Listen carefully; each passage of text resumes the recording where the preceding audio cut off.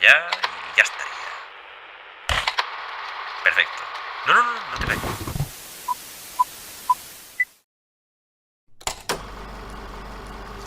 Antes, hace unos cuantos años atrás, los juegos 3D low poly no eran exactamente un estilo visual, más bien eran el techo de un límite gráfico que las consolas de la época simplemente no podían traspasar, más que nada porque las pobres tampoco es que dieran para mucho. Pero digo, incluso con esas barreras, muchos de estos títulos consiguieron hacerse respetar y ser recordados hasta día de hoy como unos tremendos juegazos. Y curiosamente, en el apartado del terror, eso está volviendo. Cada vez salen más y más juegos que tienen este estilo.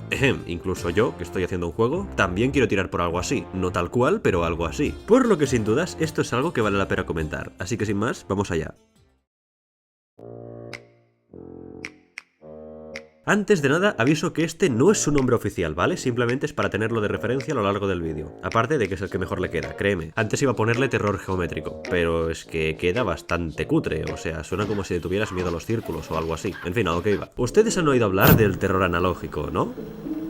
¿No? Bueno, a ver, pues para el que no sepa, es un tipo de terror que utiliza elementos visuales del pasado con tal de transmitir una mezcla entre incomodidad y nostalgia. Sobre todo más de lo primero. En su caso sería la estética VHS y los juegos de Lost Footage, que a lo largo del tiempo se han sacado un montón de obras, como los vídeos de los Backrooms, Mandela Catalog, Vita Carnis, etc. Pues esto, si te lo paras a pensar, es bastante similar. Coge elementos del pasado, en este caso los gráficos retro, y te los plantea de una forma que te incomoda, pero con unos toques de nostalgia, que en este caso serían los gráficos toscos y crudos que tenían los juegos de la época. Además, no voy a mentir, hay muchos de esos juegos que sin querer nos dieron algo de miedo o que al menos nos hicieron sentir genuinamente incómodos. Piénsalo, ¿nunca has tenido como una sensación extraña al jugar a uno de estos juegos? Ya sabes, cuando estás haciendo cualquier nivel y de repente te encuentras esos sitios.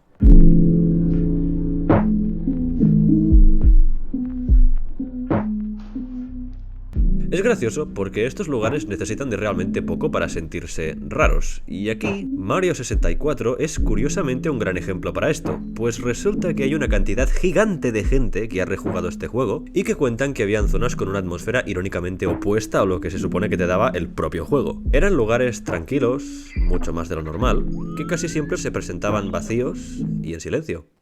Esta mezcla, que a priori parece inofensiva, nos trajo a todos algo que en principio nunca debería estar allí, pero está: el horror liminal. Este tipo de horror es bastante diferente a los demás, porque como tal no es el típico miedo intenso de toma Screamer, a tomar por culo tu miocardio. No, más bien tira por lo psicológico. Ya sabes, tenerle miedo a lo que no puedes ver, o en otras palabras, a cosas que no están ahí, pero que tú te las imaginas y de paso te las crees, como la esquizofrenia. Y todo eso es algo que trae muchísimo por defecto esta estética, por eso lo menciono. Y te recuerdo que esos ni siquiera tenían intención de dar miedo, o bueno, al menos en primer lugar. Pero si me pongo a hablar de Silent Hill, ahí cambia la cosa. Entonces queda claro que esta estética funciona porque por naturaleza se puede volver bastante incómoda, y eso se traduce a inquietante, y eso nos lleva al...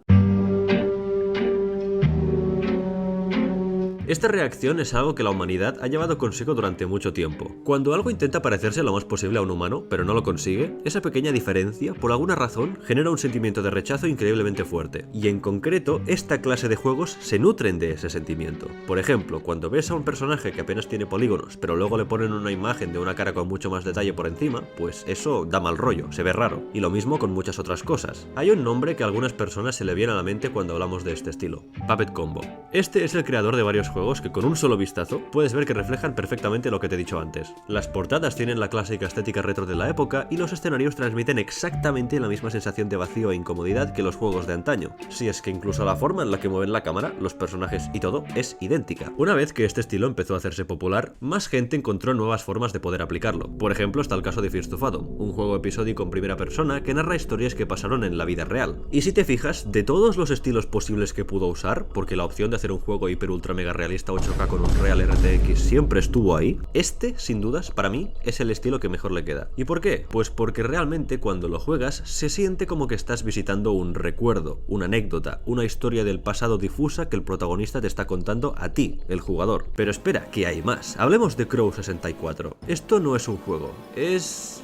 una experiencia. Esta vez es una historia estilo creepypasta que narra de forma críptica cómo un padre quiso hacer un videojuego para la Nintendo 64 basándose en la idea que le propuso su hija pequeña, Catastrophe Crow. Catastrophe Crow. Idea que parecía muy chula y tal, y al final, en vez de salir un juego normalillo como una copia del Mario o algo así, terminó quedando en una demo perdida con mensajes subliminales y un montón de detalles que narran una historia turbia, por lo menos. Pero no voy a contarla, en serio, hay como 40.000 vídeos que hablan del tema, así que mejor voy al grano. El caso es que esta obra captura perfectamente la inquietud que la gente sentía cuando jugabas a una Nintendo 64. Y vaya que se nota. Por ejemplo, mira esta pequeña escena.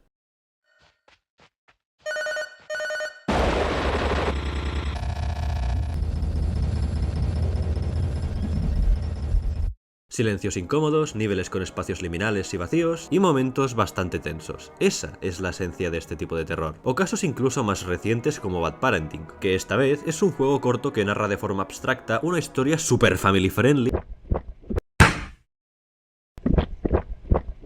de la relación que tiene un niño con sus padres. Es que literal, esta estética se ha dado tanto a conocer que han hecho hasta memes del tema, como el Terrorro, el juego parodia de una influencer, así que vamos, hay de todo. Pero además, si te fijas bien, todos ellos se aprovechan de algo que indirectamente tiene más peso cuanto más piensas en ello. Hablemos del factor nostalgia. La nostalgia nos hace recordar las cosas muchas veces mejor que como eran en realidad, que en este caso sería con los gráficos retro en 3D, por lo que cuando expones al jugador a algo que inconscientemente su cerebro relacionaba con algo bueno, y se lo planteas de una forma tan opuesta, es chocante. Y ese choque es muy bueno, porque puedes usarlo en su contra. Me recuerda un poco al típico patrón de pilla algo que la gente recuerda con cariño y vuélvelo creepy, como se ha hecho, vamos, toda la vida. De hecho, es que el terror muchas veces funciona así. Coger algo que en teoría conoces, pero que en ese supuesto escenario es una cosa completamente diferente, y que te quiere matar, dato importante también. Por lo tanto, significa que ya no lo conoces del todo, ¿no? Es desconocido, y no nos gusta lo desconocido. Da miedo. Pero resumiendo, que este estilo también trae consigo una gran carga nostálgica, carga que desde luego puedes sacarle mucho provecho.